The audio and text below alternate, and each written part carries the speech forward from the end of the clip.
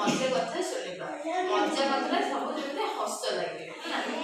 ତ ଥରେ କ'ଣ ହେଇଛି, 2 ଜଣ ସାଙ୍ଗ କ'ଣ ଟ୍ରେନରେ ବୁଲିବାକୁ ଯାଇଛନ୍ତି।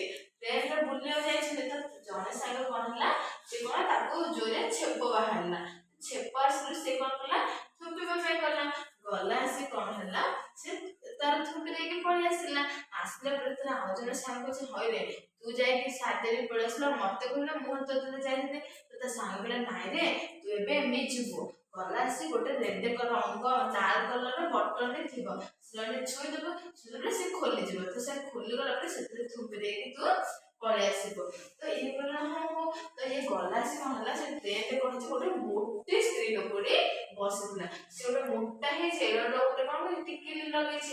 ସେ ଟିକିଲା ହେଲେ କ'ଣ ନାଲି ରଙ୍ଗର ଟିକିଲା। ତ ଏଇ ଭାବିଲା ହଁ ଏଇଟା ସେଇଟା ହେଇଯିବ। ତ ସାଙ୍ଗ କ'ଣ କଲା, ସେ ଟିକିଲା ତାର ଏମିତି ତାପରେ ସେ ଇଏ କ'ଣ ଆସି ମୋ ଟିକିଲା ଧରୁଛି, ସେ ଗୋଟେ ଏତେ ବଡ଼ ଗୋଟେ ଆଁ କରିବା ସେ ଲୋକଟା କ'ଣ କଲା, ତା ପାଟିରେ କ'ଣ କଲା,